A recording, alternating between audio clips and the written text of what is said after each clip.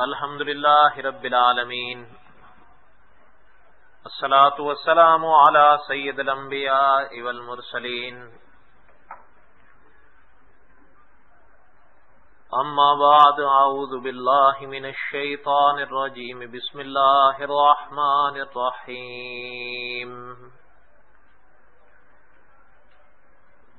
ربنا وابعث فيهم رسولا منهم يتلو عليهم آياتك ويعلمهم الكتاب والحكمة ويزكيهم إنك أنت العزيز الحكيم.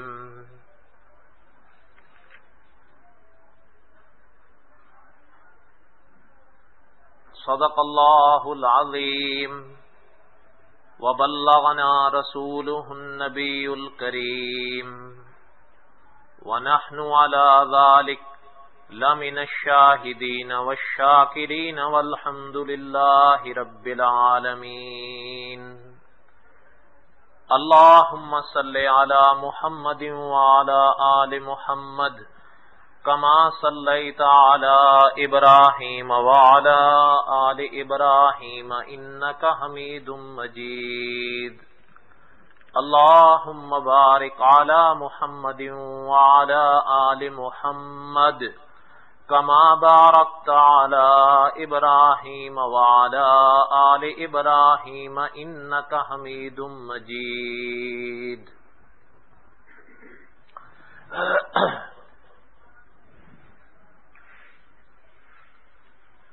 دعا کریں اللہ تعالی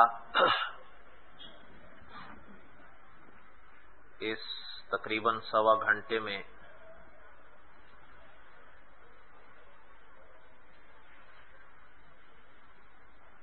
صحیح بات کرنے کی توفیق دیں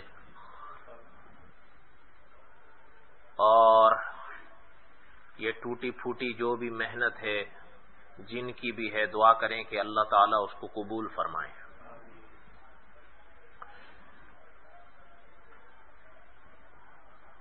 تاریخ دارالعلوم اور دارالعلوم کی تاریخ کے متعلقات کچھ تفصیل سے کچھ اختصار سے تقریباً 3 ہفتے سے جاری ہیں اور انشاءاللہ یہ اس سلسلے کی آج چوتھی قسط ہے اور اللہ تعالی نے اگر زندگی دی تو مزید 2 قسطیں اور ہوں گی اور اس کے بعد اگر اللہ تعالیٰ نے حرم میں حاضری کی توفیق دی تو واپسی کے بعد پھر انشاءاللہ آگے چلیں گے.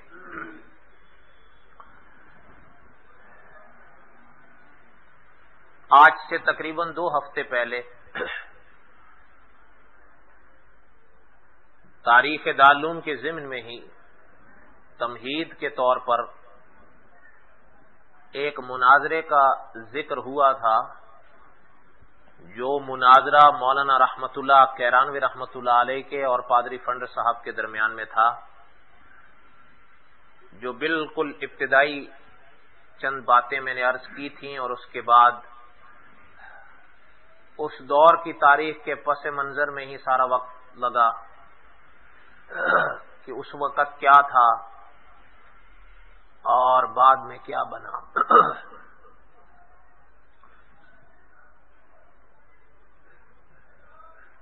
سن 1857 سے پہلے کے واقعات میں نے ذکر کیے تھے، وہ یاد ہوں گے آپ لوگوں کو، اور کچھ اس دور سے پہلے کے واقعات جو ہمارے ہی اپنوں کی تاریخ رہی ہے. اور یہاں تک ہم آ گئے تھے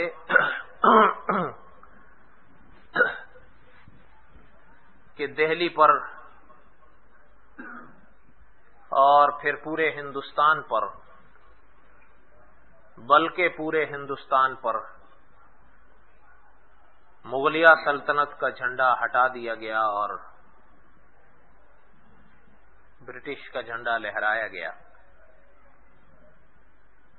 اور ہندوستان جو کسی وقت میں جنت نشاں کہلاتا تھا سونے کی چڑیا کہلاتا تھا، مسلمانوں کا ملک کہلاتا تھا، وہ برٹش انڈیا کے نام سے جانا اور پہچانے جانے لگا۔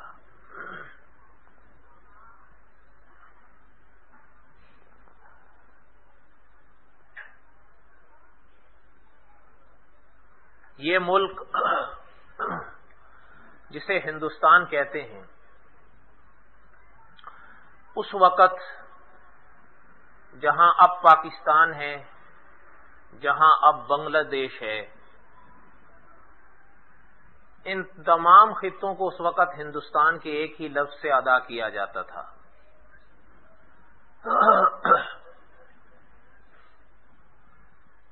اور برٹش نے یہ حکومت ہندوؤں سے لی تھی یا مسلمانوں سے؟ اس لیے ان کے سامنے اور ان کے مد مقابل بھی، یا انہوں نے اپنا مد مقابل بھی انہی کو سمجھا، جن کی تعلیم کا وہ دور تھا جو گزشتہ سے پیوستہ ہفتہ میں نے سنایا تھا۔ ایک وہ دور آیا کہ پھر انہی مسلمانوں پر یونیورسٹیوں کا ہر دروازہ بند کر دیا گیا۔ کسی یونیورسٹی میں، کسی کالج میں تاریخ دان یہ لکھتے ہیں کہ مسلمانوں کو داخلہ نہیں ملتا تھا۔ مقصد ایسا سمجھ میں آ رہا تھا کہ علم اور ہنر سے ان کو پیچھے کر دیا جائے، اس لیے کہ ان کے اندر ابھی اتنی صلاحیت نہیں تھی کہ ان کا مقابلہ کر سکیں۔ ان کا مقابلہ یہی کرتے تھے۔ لیکن سن 1857 ابھی نہیں آیا تھا۔ سن 1857 قریب آ لگا تھا، لیکن سن 1857 ابھی جس مناظرے کی شروع کی تمہید میں ہم رکے تھے اسی کی بات کو سنیے۔ لیکن اس مناظرے کی تمہید پر جب ہم پہنچے تھے تو وہ پس منظر میں نے سارا سنا دیا تھا۔ وہ یاد ہوگا کہ کس طرح عیسائیت کی تبلیغیں ہو رہی تھیں، یہ تو یاد ہی ہوگا میرے خیال میں۔ اب بغیر کسی اور بات کے شروع میں آپ وہ مناظرہ سنیے۔ آپ کو یاد ہوگا کہ وہ مناظرہ ہماری طرف سے کون لڑ رہے تھے اور ان کی طرف سے؟ یہ نام تو سرے فہرست تھے نا، ان کے سوا اور بھی نام تھے، حضرت کیرانوی رحمت اللہ علیہ کے ساتھ بھی تھے اور ان کے ساتھ بھی تھے۔ اچھا، پھر یہ مناظرہ کہاں طے پایا تھا؟ اکبر آباد، جسے اب کیا کہتے ہیں؟ آگرہ۔ کتنے موضوع زیر بحث تھے؟ 5۔ کتنے تھے؟ 5۔ اور یہ جو مناظرہ حضرت کیرانوی رحمت اللہ علیہ نے طے فرمایا تھا اور حضرت نے اظہار فرمایا تھا کہ مناظرہ ہو اور بات ہو، تو یہ حضرت کیرانوی رحمت اللہ علیہ نے بغیر کسی بنیاد کے بات کی تھی۔ وہ پس منظر اس کی بنیاد اور اس کی وجہ بنا۔ یہاں تک بات ہوئی تھی کہ مسلمانوں اور عیسائیوں کے درمیان میں کتنے موضوع بیان ہونے تھے؟ 5۔ اب سنیے ان کو۔ تحریف انجیل 1، نسخ انجیل 2، عقیدہ تثلیث 3، حقیقت قرآن اور نبوت محمد صلی اللہ علیہ وسلم۔ کتنے ہوئے؟ 5۔ مولانا اسیر ادروی لکھتے ہیں کہ پہلے 3 مسئلوں میں مسلمان مدعی تھے اور عیسائی مناظرین نے ان کا جواب دینا تھا، اور دوسرے 2 مسئلوں میں حقیقت قرآن اور نبوت محمدی کے ثبوت مسلمان مناظر نے دینے تھے۔ ان دونوں باتوں کی تفصیل میں نے اس وقت تفصیل سے کر دی تھی کہ مناظر میں مدعی کون ہوتا ہے اور مدعا علیہ کون ہوتا ہے، اور یہ سب میں نے ذکر کر دیا تھا۔ مولانا لکھتے ہیں کہ پہلا ہی مسئلہ جب تحریف انجیل زیر بحث آیا تو یورپ کے نمایاں ناز پادریوں کو دن میں تارے نظر آنے لگے۔ इनको एहसास हुआ कि हमारी लंतरानियां उसी वक्त तक थीं जब तक इन उलमा के सामने नहीं आए थे। अवाम का तो कोई एतबार नहीं होता है।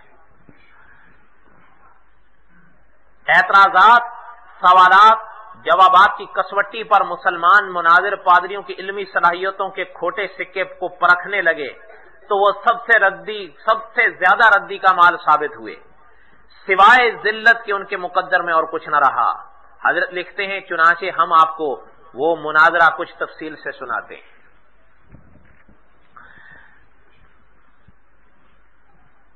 बात समझ में आ रही है? हजरत लिखते हैं कि पादरी फंडर ने अपनी किताबों में जा बजा लिखा था और अपनी तकरीरों में भी वो इस बात को बार बार कहता था कि जब तक अहले इस्लाम ईसाइयों की कुतुब मुकद्दसा को मुहर्रिफ साबित न करें, इन्हें दूसरी बातों पर बोलने का कोई हक नहीं है।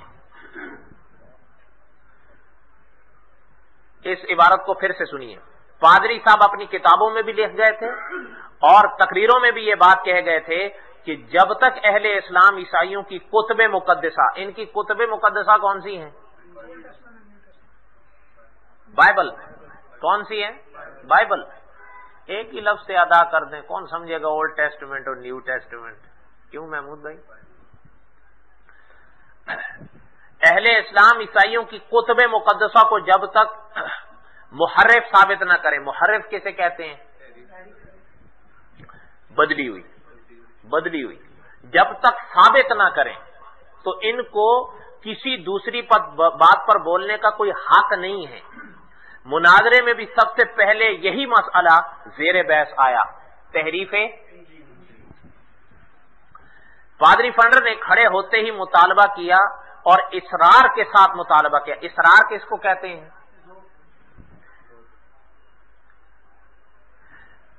मुतालबा किया खड़े होते ही और इसरार के साथ कहा कि मुसलमान या तो कुतुब मुकद्दसा की तहरीफ को साबित करें वरना कुरान पाक छोड़कर ईसाइयत कबूल करें, दूसरा कोई रास्ता नहीं है। उनको तो बड़ा नाज होता है ना अपनी इन बातों पर। शरायत मुनाजरे में यह भी तय हो चुका था कि दोनों फरीकों में से कोई भी फरीक अपने हरीफ की बातों का जवाब अगर न दे सका तो वो दूसरे फरीक का मजहब कबूल करेगा। दो फरीक होते हैं ना, एक इधर हैं एक उधर हैं, और दो ही पहलू होते हैं उमूमन। वैसे मुनाजरे का आम तौर पर इख्तिताम झगड़े पर होता है, ऐसा ही है ना? हाँ, झगड़े पर होता है। और एक ये भी बड़ी मजेदार बात है, और कभी कभी ऐसा भी हो जाता है कि जिस जगह मुनाजरा होता है वहां से पहले कौन निकलता है और आखिर में कौन निकलता है, कभी कभी इस पे फैसला अटक जाता है। मौलाना मंजूर अहमद चिनौटी साहब रहमतुल्लाह अलैह ने एक दफा फरमाया कि एक जगह उनका मुनाजरा तय हुआ, तो मुनाजरा तो खैर ना हुआ, इसी बात पे नुक्ता अटक गया, भाई पहले कौन जाएगा। हमने कहा पहले ये जाएंगे, उन्होंने कहा नहीं ये जाएंगे। करते करते करते भाई आखिर में फिर वो गांव के चौधरी आए भी, उन्होंने हम दोनों को एक ही टाइम पे निकाला। कभी कभी ऐसा भी हो जाता है।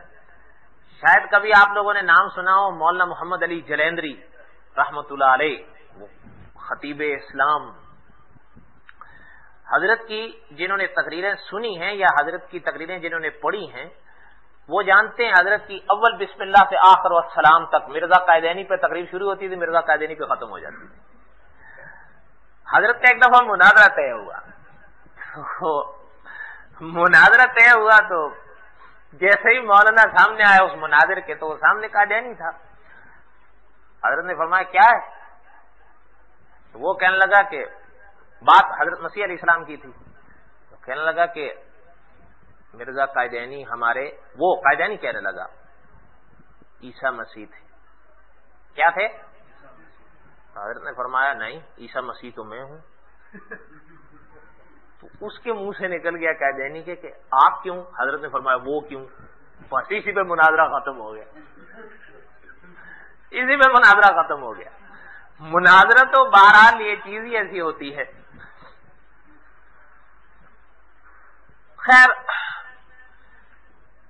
मुनाजरे में फरीक भी होते हैं और फिर मुनाजरे में कुछ शराइत भी तय की जाती हैं, ये याद रखिएगा। मुनाजरे में शराइत भी तय की जाती हैं। हजरत लिखते हैं कि शराइत मुनाजरा, शराइत किसको कहते हैं? شرط کی جمع ہے. جب شرطیں طے ہو جائیں نا تب مناظرہ شروع ہوتا ہے. بھئی آپ یہ بات ہوگی وہ ہوگی، اس طرح پہلے طے کیا جاتا ہے تاکہ ایک نظم بن جائے، تاکہ بات، کوشش تو یہی ہوتی ہے کہ بات کسی کنارے پہنچے، لیکن عام طور پر یہی ہوتا ہے کہ وہ جھگڑے کی نظر ہو جاتا ہے. شرائط مناظرہ میں یہ بھی طے ہو چکا تھا کہ دونوں فریقوں میں سے کوئی بھی فریق اپنے حریف کی باتوں کا جواب اگر نہ دے سکے گا تو وہ دوسرے کا مذہب قبول کر لے گا. جب دو گروہ سامنے ہیں نا، ایک یوں ہے ایک یوں ہے، مثال کے طور پہ بات کر رہا ہوں، اگر یہ لاجواب ہو گیا تو پھر وہ، اور اگر یہ لاجواب ہو گیا تو پھر یہ بات طے ہوئی. اس لیے پادری فنڈر اسی مسئلہ تحریف ہی پر مسلمانوں کی زبان بند کر دینا چاہتا تھا. پہلے مولانا رحمت اللہ صاحب کیرانوی رحمت اللہ علیہ اسٹیج پر آئے اور آپ نے انجیل کے محرف ہونے پر متعدد دلائل پیش کیے، لیکن جب پادری فنڈر کھڑا ہوا تو اس نے اپنی تقریر میں ان دلائل کو بے وزن بتایا. حضرت مولانا کیرانوی رحمت اللہ علیہ نے تو بائبل کے بدلے ہونے پر بڑے دلائل دیے، لیکن پادری فنڈر نے ان کو بے وزن کہا کہ ان کا کوئی وزن نہیں ہے، اور کہا کہ ان دلائل سے انجیل کا بدلہ ہونا ثابت ہی نہیں ہوتا ہے. انجیل میں تحریف اس وقت ثابت ہوگی. اب ذرا سنیے، یہ بھی آپ کو محسوس ہوگا کہ ایک طرح کی آپ کو خفیہ شرط لگے گی، ایک طرح کی خفیہ شرط لگے گی. انجیل میں تحریف اس وقت ثابت ہوگی، پادری صاحب نے کہا، جب آپ لوگ ایسی عبارت پیش کریں جو پہلے ایڈیشنوں میں ہو نہ ہو اور اب کے ایڈیشنوں میں ہو. ایسا ہوتا ہے نا، جیسے اب یہ کتاب میرے ہاتھ میں ہے، یہ اس کا بعد کا ایڈیشن ہے، اور ایک ایڈیشن اسی کتاب کا بہت پہلے چھپا تھا، وہ کاٹھی کی صورت میں تھا. تو اس کا کون سا ایڈیشن پہلا کہلائے گا؟ وہ. اور کون سا دوسرا کہلائے گا؟ یہ. اسی طرح آخر بائبل کے بھی تو ایڈیشن چھپتے تھے نا. کبھی ایسا ہوتا ہے کہ کسی کتاب کے ایڈیشن ایک بار 1100 چھاپے جاتے ہیں، کبھی 500 کسی کے چھپتے ہیں، کسی کے 1000 2000 چھپتے ہیں. اب یہ پورا ایڈیشن ہوا تو اب یہ تو ایڈیشن بعد کا کہلائے گا، لیکن اس سے جو پہلا چھپا ہوا تھا وہ پرانا ایڈیشن کہلائے گا. تو پادری صاحب نے یہ شرط لگائی کہ انجیل تبھی بدلی ہوئی ہم مانیں گے کہ کوئی ایسی آیت، کوئی ایسی لائن آپ بائبل میں دکھائیں کہ اب جو بائبل ہمارے ہاتھ میں ہے اس میں تو وہ لائن ہو لیکن پرانے والوں میں نہ ہو، تب ہم مانیں گے. نہیں سمجھ آئی بات ابھی بھی؟ تو آپ کا چہرہ کیوں کوشچن مارک بنا ہوا ہے؟ کہیں گہری نیند میں ہے یا سمجھ میں نہیں آیا تو بتاؤ، میں سمجھا دوں. اچھا، میں تب اس کی تحریف مانوں گا کہ آپ لوگ ایسی عبارت پیش کریں جو اگلے نسخوں میں تو نہ ہو لیکن حال کے نسخوں میں ہو، تب ثابت ہوگی انجیل کی تحریف. بات سمجھ میں آ رہی ہے؟ مولانا رحمت اللہ کیرانوی رحمت اللہ علیہ کے دست راست ایک وزیر خان، ڈاکٹر وزیر خان مرحوم حضرت کے ساتھی تھے. مولانا اسیر ادروی لکھتے ہیں کہ عبرانی زبان سے بھی واقف تھے، ان کا مطالعہ بھی بہت وسیع تھا اور تحریف کے مسئلے پر وہ پوری طرح تیار تھے. انہوں نے یوحنا کے پہلے خط، ابھی بات آ گئی نا اس کی، بائبل، پھر اگر آپ بائبل کھولیں تو آپ کو اس کے دو حصے نظر آئیں گے، اولڈ ٹیسٹمنٹ اور نیو ٹیسٹمنٹ. تو اردو میں پہلا کیا ہے؟ عہد نامہ قدیم، اور دوسرا کیا ہے؟ عہد نامہ جدید. تو عہد نامہ جدید میں یہ یوحنا کا خط کیا ہے؟ یوحنا کا خط. جس طرح پولس کے خطوط ہیں اسی طرح یوحنا کے بھی کچھ خطوط ہیں بائبل میں. تو ان میں سے حضرت ڈاکٹر وزیر صاحب نے یوحنا کے پہلے خط، کئی خط ہیں اس میں، ان خطوط میں جو پہلا خط تھا، جیسے پولس کے اس میں 14 خط ہیں، 14 خطوط ہیں اس کے، ڈاکٹر وزیر نے یوحنا کے پہلے خط کا باب نمبر 5 کھولا. کون سا باب کھولا؟ باب نمبر 5، اور باب نمبر 5 کی آیت نمبر 7 اور 8 کا حوالہ دیا کہ سب مانتے ہیں کہ یہ آیات تمہارے پرانے ایڈیشنوں میں موجود نہیں ہیں مگر بعد کے نسخوں میں موجود ہیں. یہ ایسا ناقابل تردید ثبوت تھا کہ مجبوراً پادری فنڈر کو کھڑے ہو کر کہنا پڑا کہ ہاں یہاں اور ایک دو اور جگہ تحریف ہوئی ہے۔ پادری فنڈر کے منہ سے یہ بات سننی تھی کہ مسلمان مارے خوشی کے اچھل پڑے اور ہر طرف ایک شور سا مچ گیا۔ آگے سنیے، ایک صدر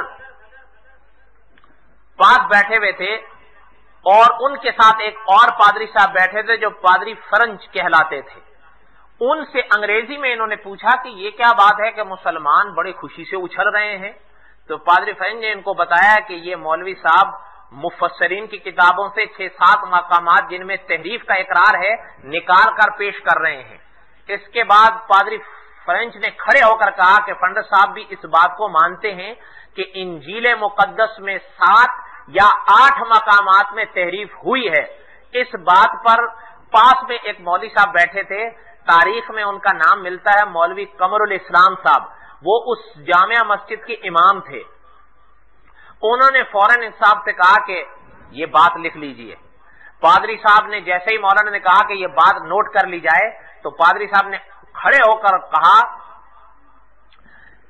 پادری فنڈر نے یہ سن کر کہا کہ ہاں ضرور لکھ لیں، میں کہتا ہوں کہ 7-8 جگہ تبدیلی ہوئی ہے، بس اس بات کا اعلان ہونا تھا کہ مسلمان مارے خوشی کو اچھل پڑے اور یورپین پادریوں کے تو ہوش اڑ گئے کہ یہ کیا ہو گیا۔ حضرت چنوتی صاحب رحمۃ اللہ علیہ فرمایا کرتے تھے جنہوں نے مناظرہ کیا ہوتا ہے وہ جانتے ہیں کہ میدان مناظرہ میں اللہ تعالیٰ کی مدد آتی ہے۔ وہ حیران ہو گئے کہ یہ کیا ہو گیا۔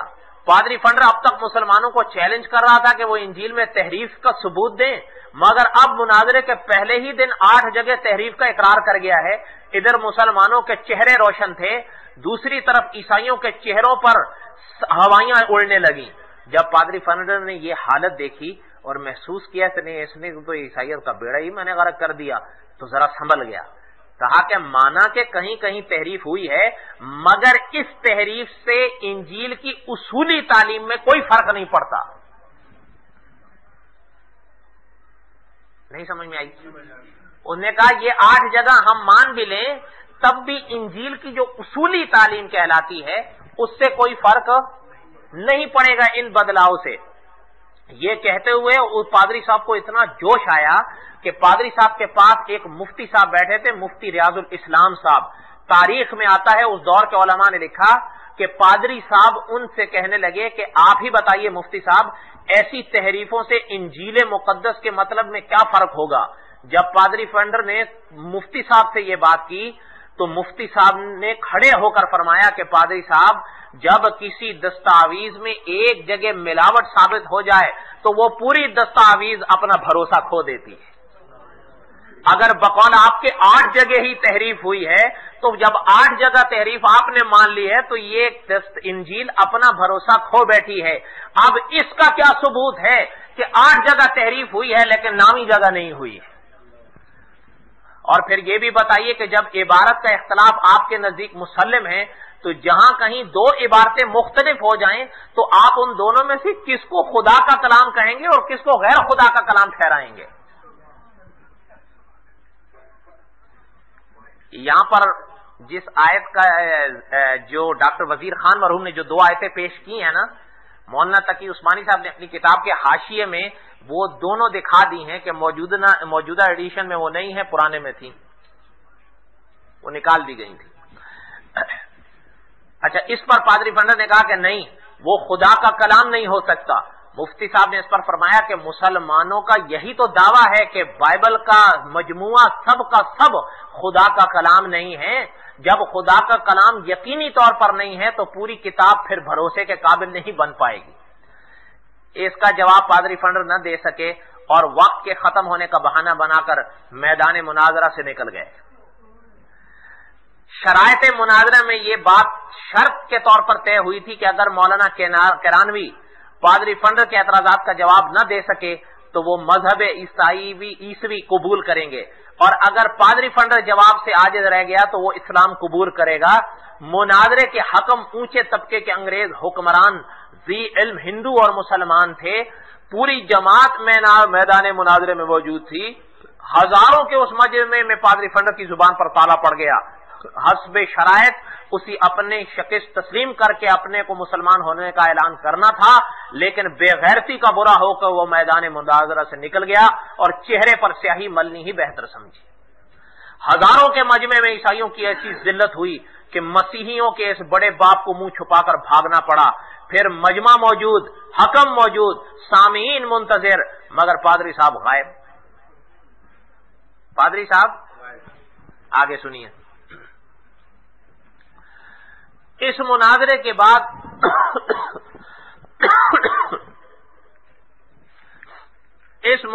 بعد حضرت مولانا کیرانوی رحمت اللہ علیہ جس طرف نکل جاتے ہندو مسلمان خوش ہو کر مبارکباد دیتے۔ عام طور سے لوگ کہتے تھے کہ اس مناظرے نے ہزاروں انسانوں کے ایمان کو بچایا ہے۔ پادریوں کو ایسی شکست ہوئی کہ اب وہ کسی سے بات نہیں کر پا رہے تھے جرأت کر کے۔ کیوں؟ ہزاروں کے مجمع میں جب یہ رسوائی ہو گئی تو اب اس کے بعد وہ بات میں دم نہیں رہتا۔ ایسا ہی ہے نا؟ تاریخ بتاتی ہے ایک مسلمان باورچی جو پادری فرنج کے یہاں ملازم تھا، مولانا کیرانوی کے پاس آ کر وہ تمام باتیں سنایا کرتا تھا جو پادریوں کی خفیہ مجلسوں میں ہوا کرتی تھی، اور وہ سنا کرتا تھا۔ وہ بتاتا تھا کہ مناظرے کے دوران جو باتیں ہو رہی تھیں اس کا بیان ہے کہ تمام پادری سر جوڑ کر رات کے 2-2 بجے تک کتابوں کو پڑھتے۔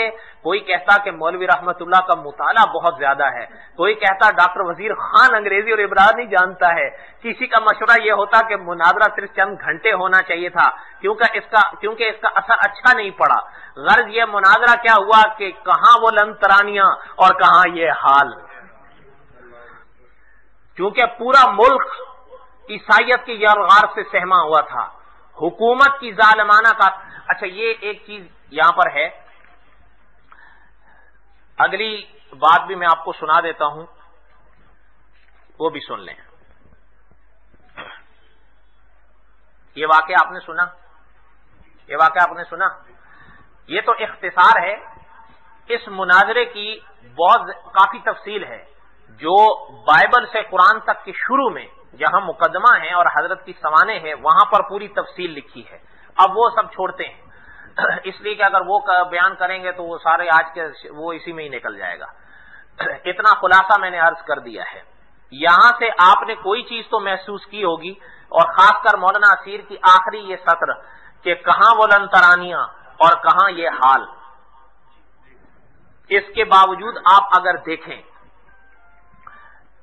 یہاں تک ابھی بھی سن 1857 کا واقعہ پیش نہیں آیا، لیکن اب آگے آپ سنیں گے کہ صورتحال کیا بنتی ہے اس کی۔ کیوں؟ یہ جب صورتحال ہوئی تو برٹش مملکت وہ چیز جو چاہ رہی تھی یا وہ چیز جو ہندوستان میں ہو رہی تھی، تقریباً عیسائیت اس سے مایوس ہو چکی تھی کہ جو ہم نے سوچا تھا اب اس کا وہ نتیجہ سامنے نہیں آئے گا۔ آپ اس کو ذرا تفصیل سے سنیے۔ ویسے عام طور پر مولانا امین صاحب رحمۃ اللہ علیہ فرمایا کرتے تھے کہ حق بات سن کر مان لینا یہ ہر ایک کے نصیب میں نہیں ہوتا، اور یہ بھی آپ چیز محسوس کریں گے بہت کم ایسے لوگ ہوئے ہیں کہ مناظرہ ہوا ہو اور مناظرے کے صدقے میں وہ اصلاح لیے ہوں۔ ایسا تو نہیں ہے کہ مطلقاً ہی نہ ہوا ہو، لیکن عام طور پر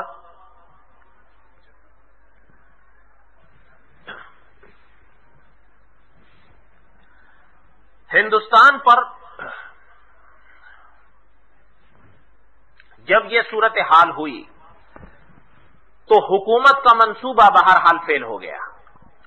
اکبر آباد کے مناظرے نے در حقیقت اس سیلاب کے آگے بند باندھنے کا رول ادا کیا جو عیسائیت کی شکل میں یورپ سے بڑی روانی کے ساتھ ہندوستان کی طرف آ رہا تھا۔ پورا خطرہ تھا کہ ہمارے ملک کو بہا کر لے جائے۔ مولانا کیرانوی رحمت اللہ علیہ کی جرأت ایمانی نے مورخ کے ہاتھ سے قلم چھینا ہے جو ہندوستان میں اندلس کی تاریخ دہرانا چاہ رہے تھے، لکھنے کی تیاری کر رہا تھا وہ مورخ۔ پورا یورپ ایک منصوبہ بند طریقے سے ہندوستان میں تبلیغ عیسائیت کی مہم چلانے کے لیے میدان میں اترا، اور ایک انسان نے इतनी बड़ी ताकत और इतनी बड़ी हुकूमत के सारे प्रोग्राम पर मंसूबे को पूरे चश्मे ज़दन में खाक में मिला दिया। ज़ालिका फ़ज़लुल्लाहि युअतीहि मन यशा, ये इतना बड़ा जुर्म था कि हुकूमत इसको किसी कीमत पर माफ नहीं कर सकती थी। तारीख गवाही देती है कि उस कीना परवर कौम ने मौलाना कैरानवी की इस जुर्रत ईमानी को माफ नहीं किया। हिंदुस्तान पर कब्जा करने के बाद इसको मुस्तहकम बुनियादों पर कायम करने के लिए उस कौम ने एक मुस्तकिल प्लान बनाया। उस प्लान को बनाया कि मंसूबा बंद तरीके से पूरे मुल्क को उंदलस की तरह ईसाई बनाया जाए, तो ये मुल्क हमेशा के लिए हमारे कब्जे में रह सकेगा।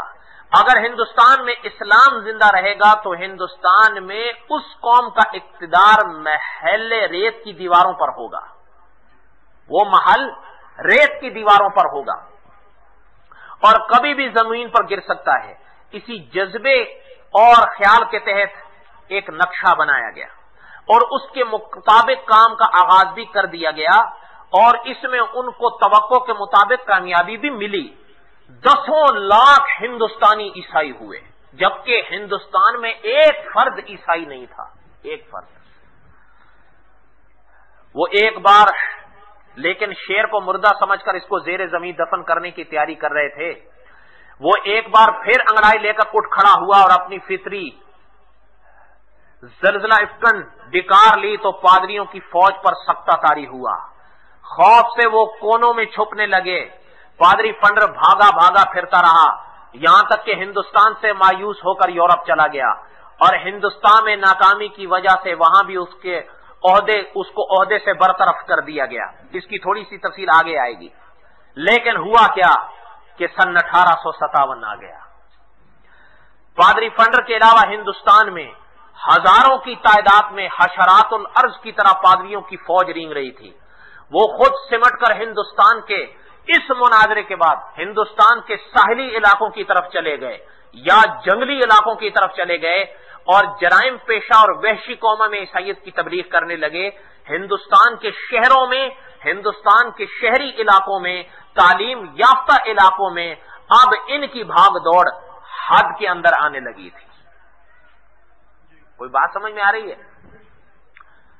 किसी को फायदा ना हो तो किसी को तो होगा।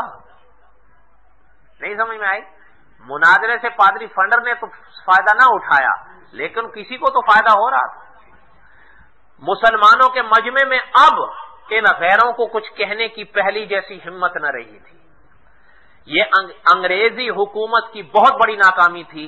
इसका बना बनाया सारा मंसूबा बिगड़ गया, जिसकी वजह से उस वक्त की हुकूमत हिल गई। मुसलमानों पर अब दांत पीसने लगी, मगर इंतकाम की कोई शक्ल उनको नजर नहीं आ रही थी। मुसलमानों की बदकिस्मती से सन 1857 का हादसा आ गया।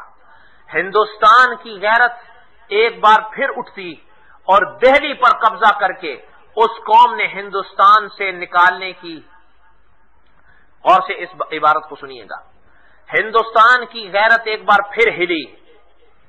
दिल्ली पर कब्जा करके उस गैर कौम को हिंदुस्तान से निकालने की एक आखिरी कोशिश की उन्होंने। किन्होंने? लेकिन हिंदुस्तान का अब ये बहरहाल नाकामी का मौका आ रहा था जाहिरी तौर पर।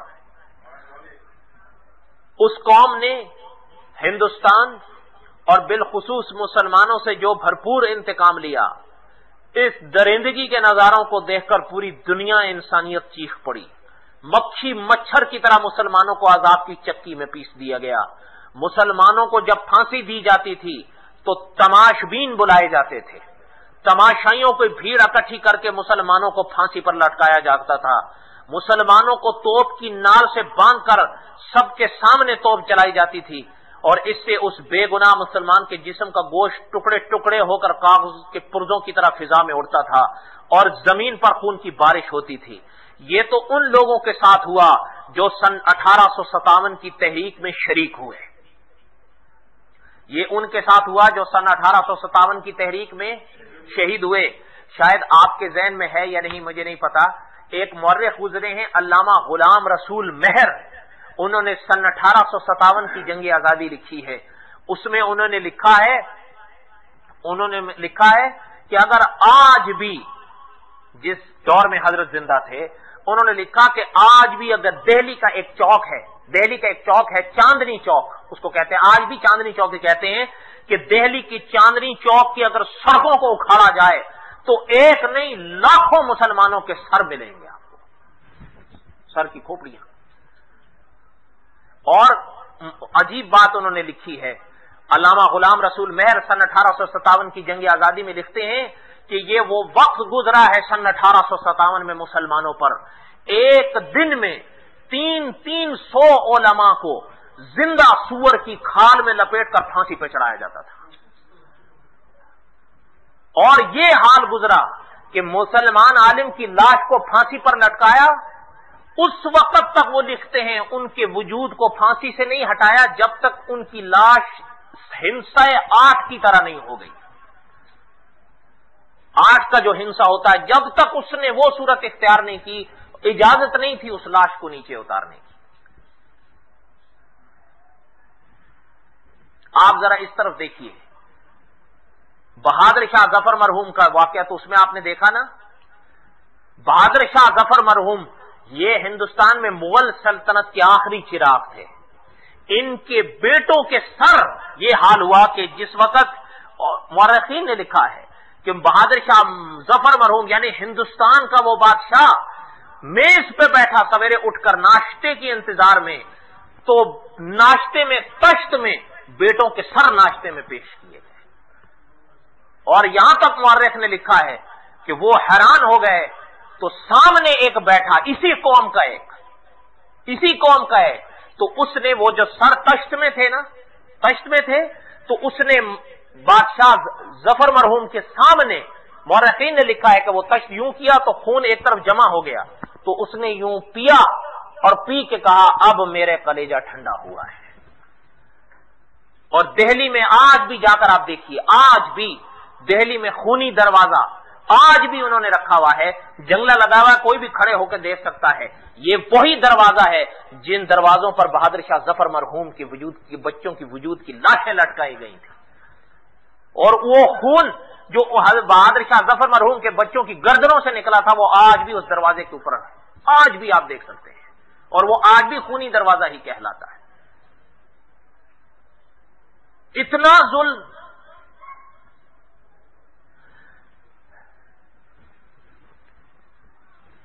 یہ تو ان کا ہوا نا کہ جو اس تحریک آزادی میں شامل ہوئے، اب اور تفصیل کا موقع نہیں ہے۔ ایک بات سناتا ہوں، تاریخ کے اس دور میں اگر آپ تاریخ کو پڑھیں تو تاریخ کے اس دور میں ایک عالم کا ذکر ملتا ہے، ان کا نام اس دور میں مورخین نے لکھا تھا علامہ فضل حق خیر آبادی، علامہ فضل حق خیر آبادی رحمت اللہ علیہ، ان کا اس دور میں ذکر ملتا ہے، انہوں نے فتویٰ دیا تھا کہ اب جہاد فرض ہے۔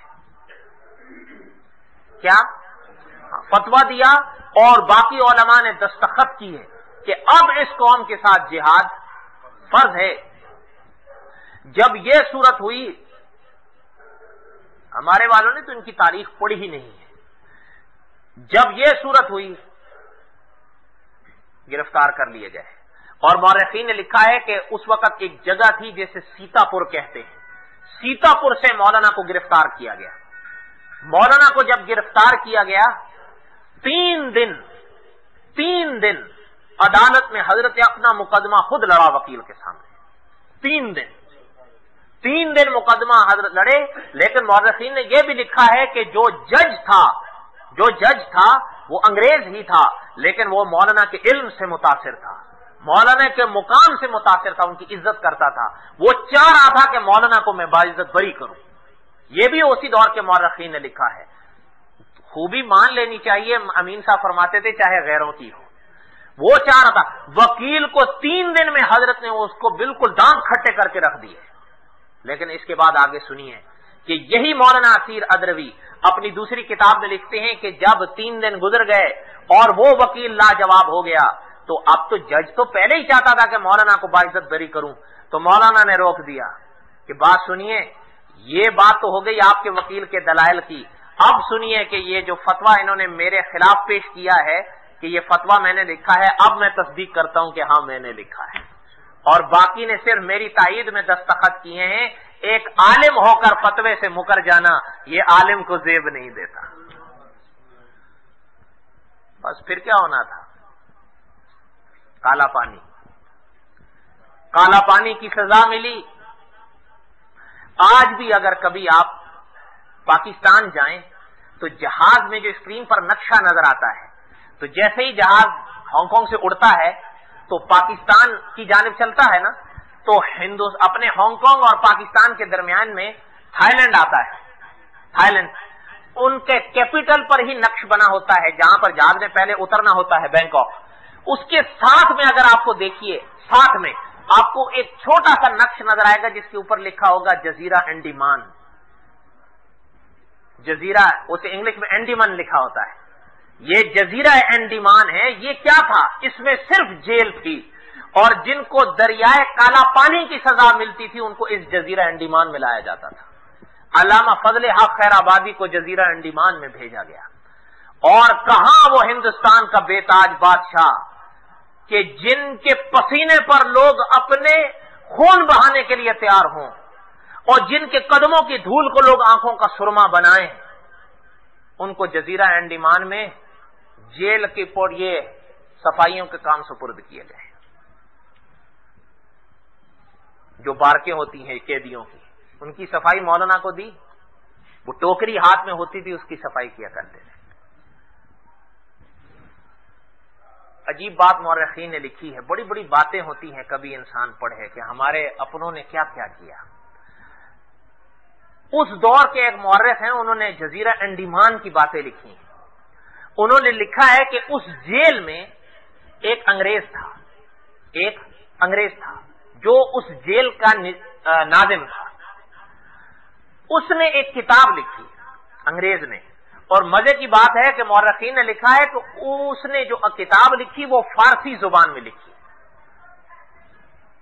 اس جیل کے اندر ایک مسلمان مولوی صاحب تھے، وہ بھی قیدی تھے، تو وہ فارسی جانتے تھے۔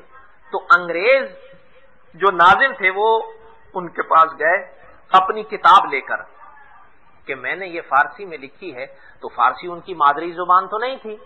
جب ان کو دی کہ یہ میں آپ کو دینا چاہتا ہوں، اگر صحیح ہوگی تو آپ تصدیق کر دیں گے، غلطی ہوگی تو آپ اصلاح کر دیں گے۔ ایسا ہی ہے نا؟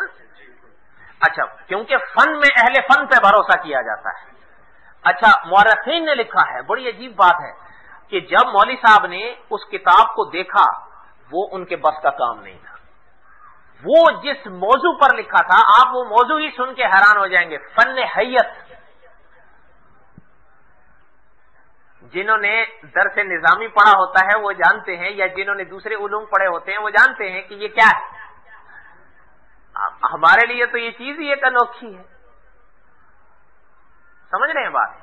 اچھا، جب وہ لکھی تو مورخین نے لکھا ہے کہ مولوی صاحب نے جب دیکھا تو مولانا نے اس چیز کا بہرحال اعتراف کر لیا کہ یہ میرے پاس کا کام نہیں ہے۔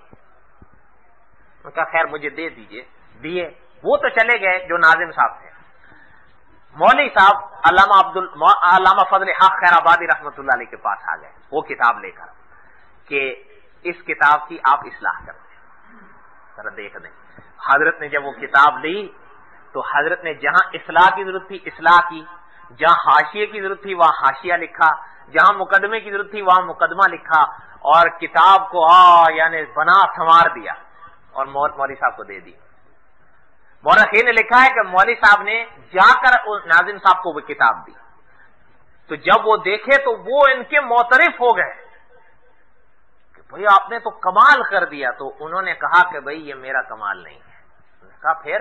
انہوں نے کہا ہمارے ایک اور ساتھی ہیں علامہ فضل حق خیر آبادی، یہ ان کا کام ہے۔ تو ان انگریز نے کہا کہ میں ان کو دیکھنا چاہتا ہوں، تو مورخین نے لکھا ہے کہ انہوں نے کہا کہ ابھی تو وہ باہر کی طرف ہیں، ابھی تھوڑی دیر میں آئیں گے۔ مورخین نے وہ نقش لکھا ہے کہ کچھ وقفے کے بعد جب علامہ فضل حق خیر آبادی رحمۃ اللہ علیہ آئے تو ان کے ہاتھ میں وہ صفائی کا ٹوکرا اور جھاڑو اٹھایا ہوا تھا، اور جب دیکھا تو مورخین نے لکھا ہے کہ وہ انگریز رو پڑا۔ उसकी आंखों से आंसू बह गए कि इतना इल्म का माहिर और ये हाल, लेकिन उसके बस में इससे ज्यादा कुछ नहीं था, या जो उसके बस में था मौरखीन ने लिखा उसने अपनी तरफ से कोशिश की, और ये फिर हाल हुआ कि उस वक्त के मौरखीन ने लिखा है कि अल्लामा फजल हक खैराबादी रहमतुल्लाह अलैह के एक बेटे थे जिनका नाम उन तारीखों में मिलता है मौलवी शम्सुल हक। ये इनके बेटे थे। उन्होंने ब्रिटिश एम्पायर के यहां दरख्वास्त की कि मेरे वालिद साहब जजीरा अंडमान में हैं, उनकी रिहाई की अपील की कि आप उनको आजादी दे दें। उन बेटे ने ये केस लड़ा, लड़ा, कई साल गुजर गए, लेकिन ये नाजिम साहब बहरहाल उसमें कुछ न कुछ मुआविन साबित हुए। तो इसके बदले में यह हुआ कि ब्रिटिश एम्पायर ने अल्लामा फजल हक खैराबादी रहमतुल्लाह अलैह की आजादी का परवाना जारी किया।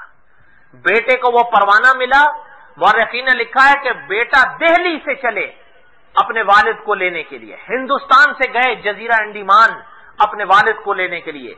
तो जब जहाज से उतरे, मौरखीन ने लिखा है कि जजीरा अंडमान में जैसे ही आगे चले, पूछते जा रहे हैं, आगे निकलते जा रहे हैं, तो पास से देखते हैं कि एक बहुत जम्मे गफीर लोगों का आ रहा है रश, और कुछ लोगों के कंधों पर एक जनाजा है। तो उन्हें आकर पूछा कि भाई ये मैं अल्लामा फजल हक खैराबादी का बेटा हूं, उनकी आजादी का परवाना लेकर आया हूं, मैं कहां किस तरीके से राब्ता करूं? तो मौरखीन ने लिखा है कि जिनसे पूछा था उसने कहा अल्लामा फजल हक खैराबादी जा रहे हैं, ये जनाजा ही नहीं कही। मौरखीन ने लिखा है कि बेटे ने वालिद की नमाज जनाजा पढ़कर वालिद को वहीं जजीरा अंडमान में दफन करके परवाना खत्म और वापस आ गया। ये हमारे अकाबिर की मेहनतें हैं, ये उनकी कुर्बानियां हैं। कुछ तो था आखिर उस वक्त में। तो बहरहाल मेरे कहने का मकसद ये था कि यहां तक कुछ तो पस मंजर सन 1857 का समझ में आया होगा। आगे सुनिए। इनमें भी कुछ लोग, जैसे यहां पर आपने देखा ना कि अल्लामा फजल हक खैराबादी की हालत देख के वो अंग्रेज रो दिया, है ना। हर इंसान पत्थर दिल हो यह जरूरी नहीं होता, इख्तलाफ अपनी जगह होता है। उन्हीं दौर की तारीखों में मिलता है कि एक जर्नल ने, अंग्रेज ने, एक मुसलमान जो तहरीक आजादी में शामिल थे, वो उनके हाथ लग गया। हाथ लगा तो सजा के तौर पर तोप से बांधकर उड़ा दिया, और वापस घर आया। ये उसी दौर की तारीख में घर वापस आया तो उसकी अपनी बीवी, वो खुद अंग्रेज थी। तो मौरखीन ने लिखा है कि उसने शोहर के चेहरे को देखा कि बड़ा खुश हशाश पशाश। तो बीवी ने पूछा आज खुश बड़े हो? उसने कहा है आज तहरीक आजादी का हीरो हाथ चढ़ गया, तोप से उड़ा के अभी अभी आया। तो मौरखीन ने लिखा है कि उस लड़की ने सिर्फ इस बात पर उससे तलाक ले ली कि मैं तुझ जैसे इंसान के साथ रह नहीं सकती। तो इतना जुल्म, कुछ तो होते हैं। आप जरा देखें, उलमा ने बड़ी अजीब बात लिखी है।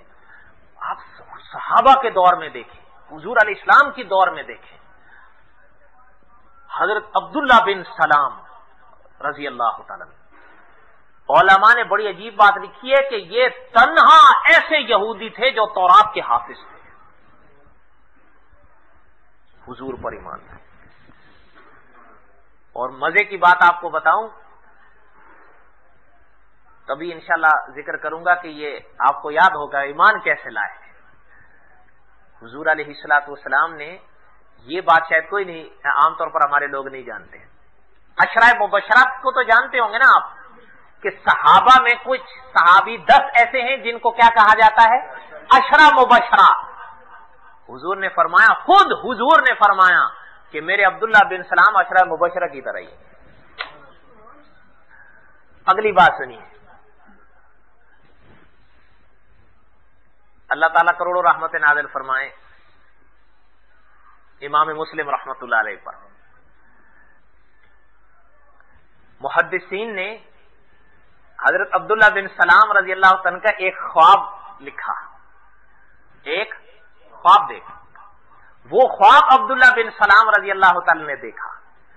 आकर वो ख्वाब हजरत अब्दुल्ला बिन सलाम ने हुजूर को सुनाया कि हुजूर मैंने ये ख्वाब देखा है। हुजूर अलैहिस्सलाम ने फरमाया, अब्दुल्ला ये आपने जो ख्वाब देखा है इसकी ताबीर ये है कि आपका खात्मा बिल ईमान होगा। अगर आप इनकी पहली तारीफ पढ़ें तो ये अहले किताब थे, यहूदी थे। कोई बात समझ में आ रही है? ये यहूदियों में। अच्छा, दूसरी जानिब देखिए, नजाशी ये ईसाई थे। क्या थे? हुजूर को नहीं देखा पर हुजूर को माना। हुजूर को नहीं देखा पर हुजूर पर ईमान लाए। हुजूर पर ईमान।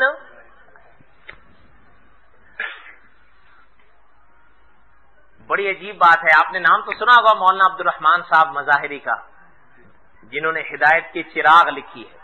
इनकी एक किताब है जो 350 सफ़े में छपी है, सीरत ताबीन। सीरत ताबीन, ताबीन की सीरत पर यह किताब है। पहले दो नाम सरे सिर्फ जो मिलते हैं वो या हजरत उवैस करनी का मिलता है या हजरत शाह नजाशी का मिलता है, क्योंकि दोनों हुजूर के दौर में थे, हुजूर को नहीं देखा। ऐसा ही है ना? अच्छा, मैंने एक दफा हजरत से एक बात अर्ज की थी। मैंने कहा, हजरत आपने इस किताब में 21 ताबीन का जिक्र किया है। 21 कितने? और मजे की बात है उसमें एक ऐसे ताबी का हजरत ने जिक्र लिखा है कि जिन्होंने कम अज कम 500 सहाबा को देखा था। कितने? 500 सहाबा। अब नाम उस किताब में खुद ही ढूंढ लीजिएगा, ढूंढना मुश्किल तो नहीं। अब तो किताब मैंने जो हजरत से एक बात जिक्र की वो आपको मजा देगी या इनको, कि मैंने उनसे कितने ताबीन का जिक्र है? 21। कितने का? 21। मेरे दिल में एक ख्याल पैदा हुआ कि इन 21 में कहीं भी हजरत ने इमाम आजम अबू हनीफा को नहीं लिखा। मैंने फोन किया, हजरत से राब्ता किया, तो हजरत आपने वहां पर नहीं लिखा।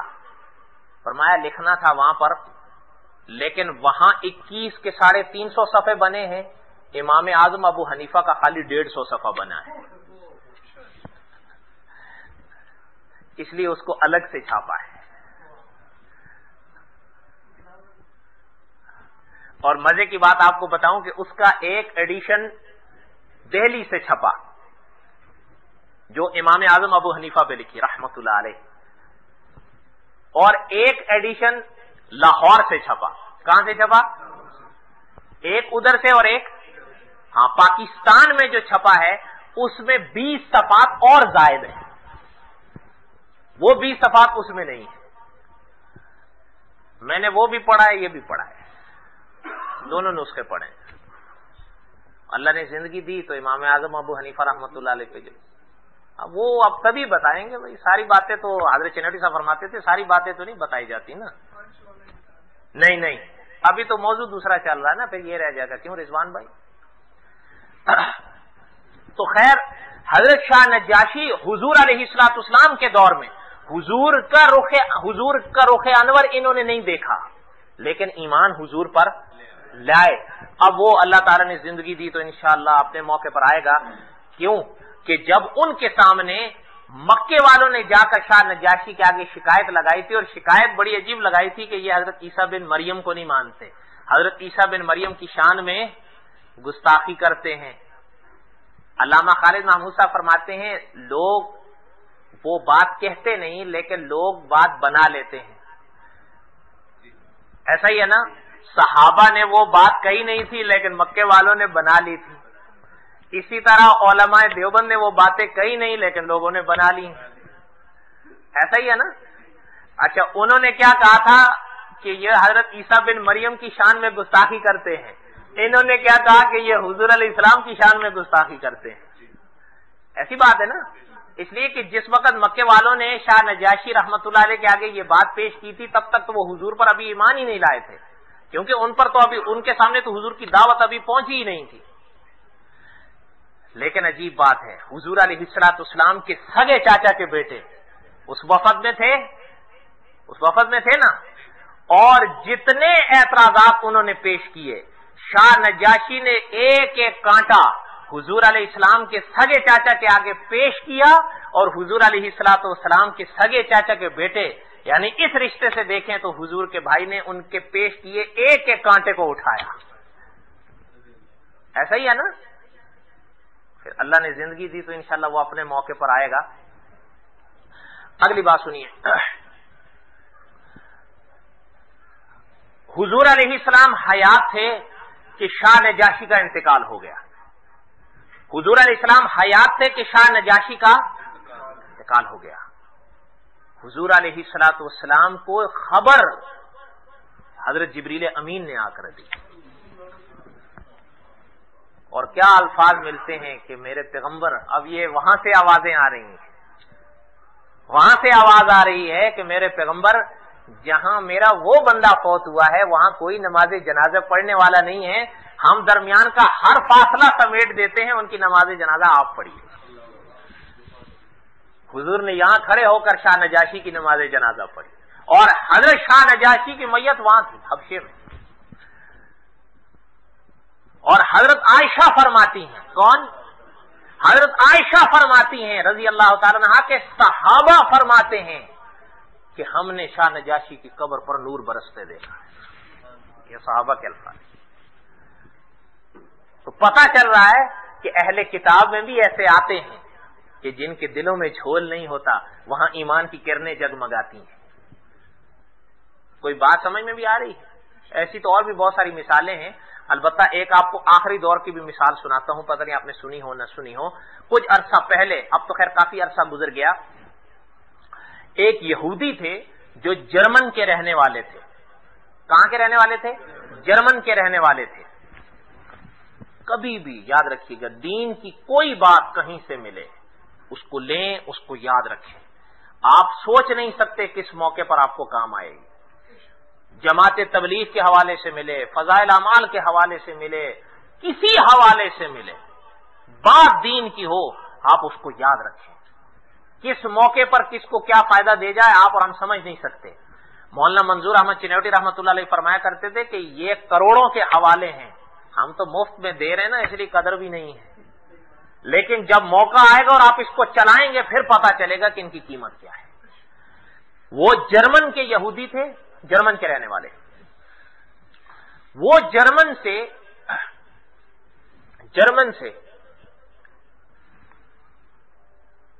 مصر آئے۔ کہاں آئے؟ مصر آئے، لیکن اس وقت اس دور کی اگر آپ تاریخ پڑھیں تو اردن، شام اور یہ مصر، یہ ریل کے ذریعے ایک سنگ تھے، ریل کے ذریعے، اور یہی ریل عرب میں بھی جاتی تھی، عرب میں بھی جاتی تھی۔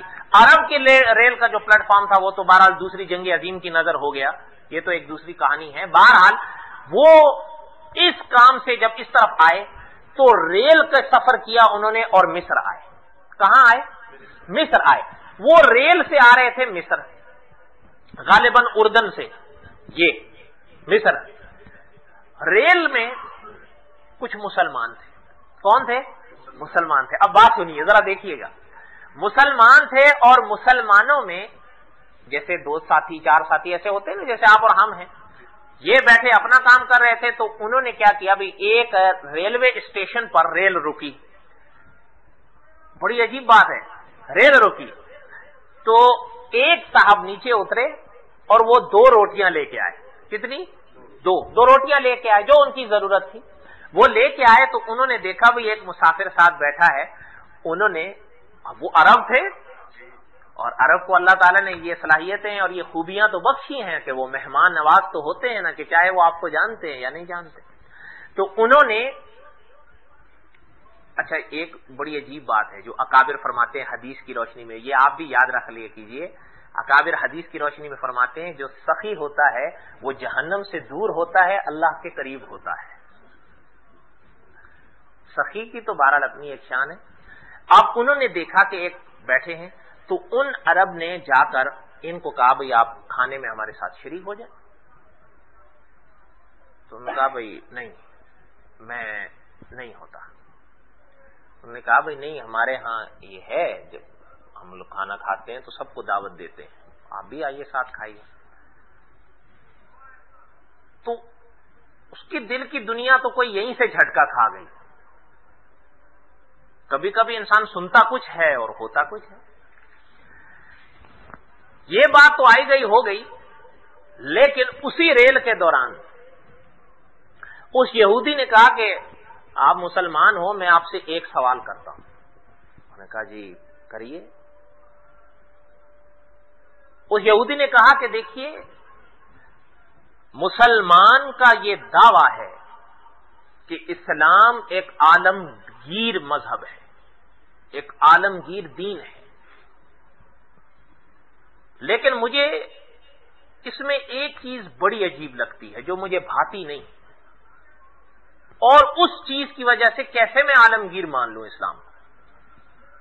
اور بڑی عجیب بات ہے، آپ ذرا سنیے۔ انہوں نے کہا جی وہ کون سی بات ہے جس کی وجہ سے آپ اسلام کو عالمگیر نہیں مان رہے؟ اچھا یہ بھی سن لیجئے کہ یہ جو بات سن رہے ہیں یا بات جو جواب جن سے مانگا جا رہا ہے وہ کوئی عالم بھی نہیں ہے، یہ بھی یاد رکھیے گا، کوئی عالم بھی نہیں تھے، لیکن اس وقت کے لحاظ سے ان کی صلاحیت دیکھیے۔ اس نے کہا کہ میرے ذہن میں جو چیز پیش آتی ہے کہ جس کی وجہ سے میں اسلام کو عالمگیر مذہب نہیں مان پا رہا، وہ یہ ہے کہ آپ کے مذہب میں اگر مسلمان مرد اہل کتاب لڑکی سے شادی کرے، چاہے وہ یہودی ہو ہماری، چاہے وہ عیسائی ہو، اگر وہ اہل کتاب لڑکی ہے تو تمہارے مذہب میں اگر مرد مسلمان ہے تو وہ اس سے نکاح کر سکتا ہے، لیکن اس کے برعکس اگر مرد اہل کتاب ہے، چاہے وہ ہم یہودیوں میں سے ہو یا عیسائیوں میں سے ہو، آپ کے مذہب میں مسلمان لڑکی کا اس سے نکاح جائز نہیں۔ تو یہ عجیب بات ہے کہ ہماری لڑکیاں، کیا وہ یہودی کی ہو یا عیسائی کی ہوں، وہ تو آپ کے لیے حلال ہوں، آپ کے نکاح میں جائز ہوں، یعنی آپ کریں تو ان سے نکاح ہو جائے، لیکن اس کے برعکس اگر ہم کرنا چاہیں تو آپ کی لڑکی ہمارے نکاح میں حلال نہ ہو۔ یہ کیسی بات ہے؟ اب اس بات کے بعد میں کیسے مان لوں کہ اسلام واقعی عالمگیر مذہب ہے؟ کوئی سوال سمجھ میں آیا؟ انہوں نے کہا بھائی بات یہ نہیں ہے، اب ذرا سنیے۔ انہوں نے کہا کہ صاحب بات اس کی یہ ہے، جو اشکال آپ کو پیش آ رہا ہے اس کی جو وجہ ہے وہ ذرا سمجھیے۔ بات یہ ہے کہ ادھر مسلمان لڑکی ہے، ادھر اہل کتاب لڑکی ہے، ٹھیک ہے؟ سمجھ رہے ہیں بات؟ ادھر مسلمان لڑکی ہے، ادھر اہل کتاب لڑکی ہے۔ اب ذرا اس غور سے ذرا اس چیز کو سنیے گا، دھیان نہ ہٹے ورنہ بات نہیں سمجھ میں آئے گی۔ یہ میں آپ سے پوچھ رہا ہوں، آپ اور ہم حضرت آدم علیہ السلام کو اللہ کے پیغمبر مانتے ہیں یا نہیں؟ حضرت آدم کی توہین کر کے ہم اپنی نجات برقرار رکھ سکتے ہیں؟ نہیں۔ اچھا ذرا آگے سنیے، حضرت ابراہیم علیہ السلام کی نبوت کے ہم قائل ہیں یا نہیں؟ حضرت ابراہیم علیہ السلام کی توہین کر کے ہم اپنے عقیدے کو بچا سکتے ہیں؟ اچھا ان سے ذرا آگے آئیے، حضرت موسیٰ علیہ السلام کی نبوت کے آپ اور ہم قائل ہیں یا نہیں؟ حضرت موسیٰ علیہ السلام کا انکار کر کے یا حضرت موسیٰ علیہ السلام کی توہین کر کے ہم اپنے عقیدے کو بچا سکیں گے؟ ان سے آگے آئیے، حضرت عیسیٰ بن مریم علیہ السلام، ہم حضرت عیسیٰ بن مریم کی رسالت کے قائل ہیں یا نہیں؟ اب حضرت عیسیٰ بن مریم کی رسالت کا انکار کر کے یا حضرت کی توہین کر کے ہم اپنے عقیدے کو بچا سکیں گے؟ اچھا اب آ جائیے، حضرت محمد رسول اللہ صلی اللہ علیہ وسلم کی رسالت کے آپ اور ہم قائل ہیں یا نہیں؟ ہم حضور علیہ السلام کی نعوذ باللہ توہین کر کے اپنے عقیدے کو بچا سکیں گے؟ نہیں۔ جس طرح ہم حضور علیہ السلام کی عزت کرتے ہیں اسی طرح ہم انبیاء سابقین کی بھی عزت کرتے ہیں، اس لیے کہ جس طرح ہم نے حضور پر ایمان رکھنا ہے اسی طرح ہم نے ان پر بھی ایمان رکھنا ہے۔ لا نفرق بین احد، ہم کسی ایک کو نہیں علیحدہ کر سکتے، ہم نے اپنے ایمان کے لیے سب کا اقرار ضروری کرنا ہے نا؟ اچھا اب اسی کے سنگ ذرا دوسری طرف، یہ تو مسلمان لڑکی کی بات ہوئی، اب اس طرف دیکھیے اہل کتاب لڑکی کی طرف۔ اہل کتاب جو لڑکی ہے میں اب زیادہ دور نہیں جاتا. اہل کتاب لڑکی اگر یہودی ہے تو وہ حضرت موسیٰ علیہ السلام کو مانتی ہے یا نہیں؟ مانتی ہے نا. حضرت موسیٰ علیہ السلام کی وہ توہین کرے گی اس کا کوئی امکان ہے نہیں. ٹھیک ہے. اچھا آگے سنیے، اب مختصر کرتے ہیں. وہی اہل کتاب جو یہودی لڑکی ہے، ٹھیک ہے، وہ حضرت موسیٰ کو تو مانتی ہے، حضرت محمد رسول اللہ کو مانتی ہے؟ آپ بتائیے مانتی ہے؟ نہیں مانتی نا. اچھا اسی کے سنگ اگر وہ لڑکی اہل کتاب ہے لیکن عیسائی ہے، وہ حضرت موسیٰ علیہ السلام کو مانتی ہے یا نہیں؟ مانتی ہے نا. حضرت عیسیٰ علیہ السلام کو مانتی ہے یا نہیں؟ مانتی ہے نا. اچھا حضرت محمد رسول اللہ کو مانتی ہے یا نہیں؟ یہ بات سمجھ میں آ گئی. اب یہ لڑکی کی مثال میں نے دی، اب انہی کی جگہ آپ لڑکے رکھ دو. انہی کی جگہ مسلمان لڑکا ہو تب بھی یہی عقیدہ ہوگا یا نہیں؟ اور کوئی یہودی لڑکا ہو اور یا عیسائی لڑکا ہو اس کے بھی یہی عقیدے ہوں گے یا نہیں؟ ہے نا.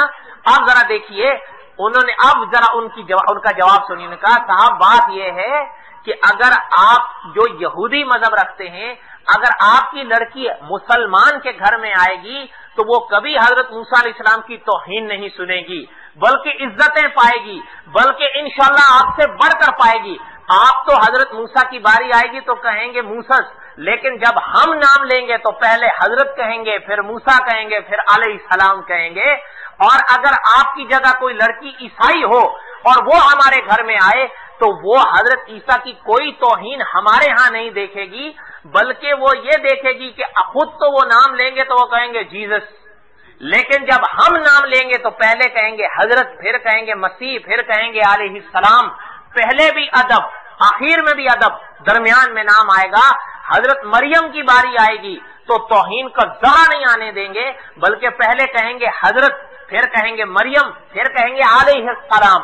پہلے بھی ادب، آخر میں بھی ادب، اور درمیان میں نام آئے گا تاکہ کہیں بے ادبی کا جھول نہ آنے پائے. تو وہ آ کر یہ چیز محسوس کرے گی تو انشاءاللہ اس کا دل باغ ضرور ہوگا، کسی طور پر وہ گرے گی نہیں کہ یہ کیا ہو گیا. لیکن اس کے بعد اگر مسلمان لڑکی تمہارے ہاں چلے جائے تو تم اپنے والوں کو موسیٰ اور جیزس کہتے ہو، تو وہ جن کو مان رہے ہو ان کو تم موسیٰ اور جیزس کہو، تو جن کو تو تم مانتے ہی نہیں ان کو تم کب عزت کے نام کے ساتھ بلانا شروع کرو گے؟ تو وہ ہر صبح ہر شام کو اکثر اوقات جہاں ان پیغمبروں کی توہین دیکھنے کا احتمال ہے جن کو تم مانتے ہو، اپنے پیغمبر کی توہین صبح شام دیکھے گی، اس کا یقین ہے. اس لیے گھر کی نیف ہی نہیں قائم ہو پائے گی. اس لیے اسلام نے پہلے ہی منع کر دیا کہ اس جھول میں اترنے کے بجائے وہ صورت اختیار کرو، کیونکہ یہ صورت رہے گی تو دونوں میاں بیوی میں نبھا کا امکان کیا یقین پیدا ہونے کے چانسز ہیں. لیکن اگر اس کے برعکس دوسری صورت ہو تو نبھا کا نہیں تباہ ہونے کے امکانات ہیں. آپ بات سمجھ میں آئی؟ اب بات سمجھ میں آئی؟ انہوں نے کہا لا الہ الا اللہ محمد رسول اللہ. جو یہودی تھے انہوں نے کہا لا الہ الا اللہ محمد رسول اللہ، بات ہی ختم ہوگی. ذالک فضل اللہ یؤتیہ من یشاء انک لا تہدی من احببت ولکن اللہ یہدی من یشاء. آگے سنیے، جب وہ اپنے ہاں رہے، پڑھا سمجھا، دین اسلام کو پڑھا، مسلمان ہوئے، اپنا پہلا نام بدل کر انہوں نے اپنا نام رکھا تھا محمد اسد. پڑھیے تاریخ میں. اور انہوں نے ایک کتاب لکھی تھی road to Mecca. Road to Mecca پڑھے تو پتہ چلتا ہے کہ یہ روشنیاں ہر جگہ جگمگاتی ہیں. طلب ہونی چاہیے، طلب ہونی چاہیے. کوئی بات سمجھ میں بھی آئی ہے؟ آگے سنیے. بہرحال وقت تو پورا ہو گیا. اب ہم پہنچے تھے سن 1857 اور ابھی میں نے یہ شروع کرنا تھا دارالعلوم دیوبند. اب یہ تو اگلے ہفتے. اللہ تعالیٰ جو کچھ کہا گیا اسی کو قبول فرمائیں اور ہم سب کو یاد رکھنے کی توفیق نصیب فرمائیں. اس موقع پر یہ جو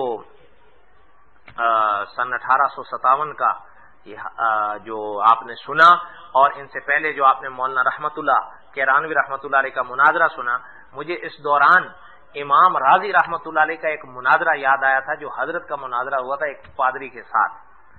वो अल्लाह ताला ने जिंदगी दी तो मैंने सोचा था कि आज सुनाऊंगा, लेकिन अब तो उसके सुनाने का वक्त नहीं है।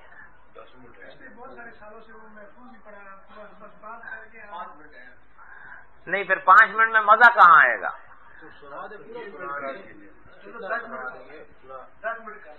नहीं पूरा सुना देना, मिनट मत रखें। अगले हफ्ते इंशाअल्लाह अल्लाह ताला ने जिंदगी दी तो सुनाएंगे ना जी, वो रह जाएगा।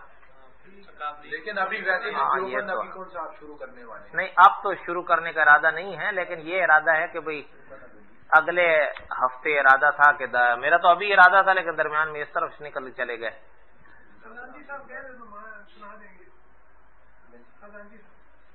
नहीं, अल्लाह ताला इसी को याद रखने की तौफीक दें, फिर इंशाअल्लाह। नहीं फिर थक जाओगे यार।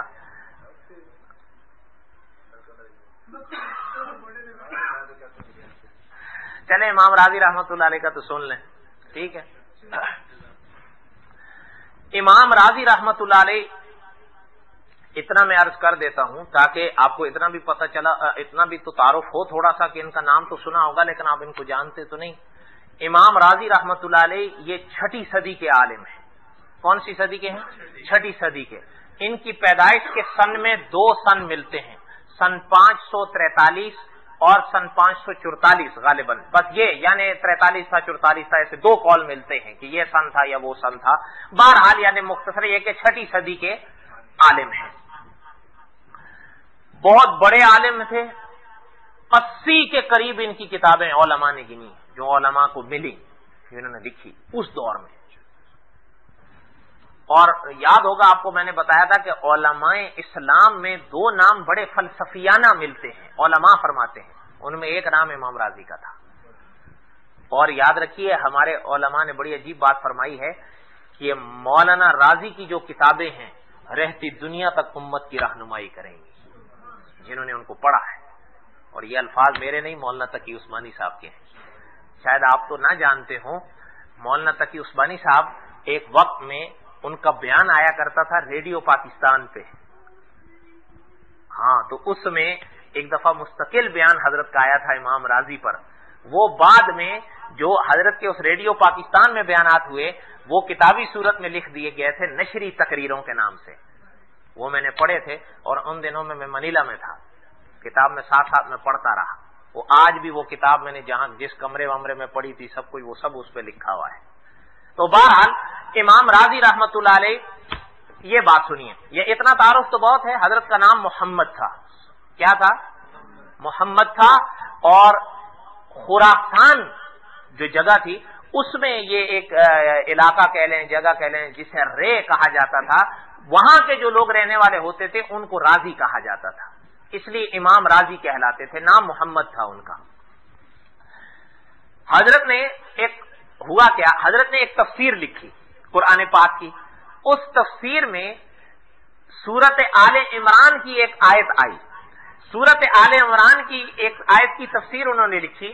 तो उस आयत की तफसीर में उन्होंने ये वाकया लिखा कि जब मैं अपने इलाके में था या उस इलाके में था तो हजरत लिखते हैं कि मुझे पता चला कि हमारे इलाके में एक ईसाई पादरी आए हैं जो अपने मजहब के बड़े मुहक्किक कहलाए जाते हैं, और दावा था उनका कि मैं अपने ईसाई मजहब को जानता हूं और बड़ी अच्छी तरह जानता हूं। हजरत फरमाते हैं, मैंने कहा चले जाएं, थोड़ा सा तबादला ख्याल ही हो जाए। ऐसा ही है ना। अगली बात सुनिए, ये याद रखिएगा, ये आम बंदे का काम नहीं है। मौलाना मंजूर अहमद चिन्नौटी रहमतुल्लाह अलैह फरमाते थे, ये वही आदमी कर सकता है कि जो सामने वाले को कोई शय न समझे, जिसके पास अपना इतना मवाद हो कि वो। हजरत फरमाते मैं चला गया, मुलाकात हुई तो मैंने, हजरत लिखते हैं कि मैंने पादरी साहब से कहा भाई कुछ थोड़ा सा तबादला ख्याल ही हो जाए। सबसे पहले बात हुई नबूवत पर। किस पर हुई? नबूवत पर। वो हिस्सा मैं छोड़ता हूं, वो लंबा हो जाएगा। आखिरी बात सुनाता हूं आपको। جب نبوت کا جو موضوع زیر بحث ہوا امام راضی کے اور پادری صاحب کے درمیان میں، تو پادری صاحب نے، حضرت نے لکھا ہے کہ پادری صاحب مجھ سے کہنے لگے کہ میں حضرت عیسیٰ کو خدا مانتا ہوں۔ کیا مانتا ہوں؟ خدا مانتا ہوں۔ تو امام راضی رحمت اللہ نے بڑی عجیب بات فرمائی کہ میں نے کہا کہ ٹھیک ہے، خدا ماننے سے پہلے خدائی پر ہی بات ہو جانی چاہیے تاکہ خدا کی تو پہچان ہو، تبھی بات ہوگی نا۔ جب ان کو ہم خدا مانیں گے تو پہلے خدائی پر تو بات ہو۔ حضرت نے فرمایا کہ ذرا سنو، اب مفہوم سنیے۔ حضرت نے لکھا کہ میں نے پادری صاحب سے کہا کہ خدا وہ ذات ہے، خدا وہ ذات ہے جو واجب الوجود ہوتی ہے۔ کیا ہوتی ہے؟ واجب الوجود۔ یہ اللہ کی شان ہے، یاد رکھیے گا، اور یہ اللہ ہی کی شان ہے۔ واجب الوجود کیا؟ علماء فرماتے ہیں، سمجھیے، واجب الوجود اس ذات کو کہا جاتا ہے کہ جس کا ہونا واجب ہو اور جس کا نہ ہونا محال ہو۔ آپ سمجھ آئی؟ ایک چیز، اچھا ایک چیز پھر واجب الوجود، اس لیے میں کہہ رہا تھا اگلے ہفتے سنتے تو آپ کو زیادہ میں ابھی تھک جاؤ گے۔ اگلی بات، واجب الوجود، ایک تو یہ بات نا، دوسری بات کہ واجب الوجود اس ذات کو کہتے ہیں کہ جس کی نہ ابتدا ہو، جس کی نہ پھر انتہا ہو۔ ٹھیک ہے؟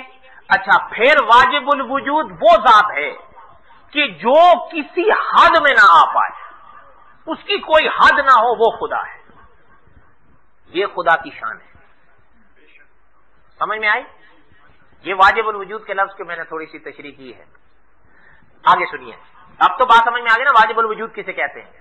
حضرت نے فرمایا پادری صاحب، جہاں تک بات حضرت عیسیٰ بن مریم کی ہے تو ذرا سنیے، دنیا مانتی ہے اور یہ بات طے شدہ اور ثابت شدہ ہے کہ حضرت ایک وقت ایسا تھا کہ حضرت عیسیٰ بن مریم پہلے نہیں تھے، بعد میں پیدا ہوئے ہیں، پھر پیدا ہوئے ہیں، پھر بچے تھے، پھر بڑے ہوئے، پھر بقول تمہارے گرفتار ہوئے، مصلوب ہوئے، قتل ہوئے۔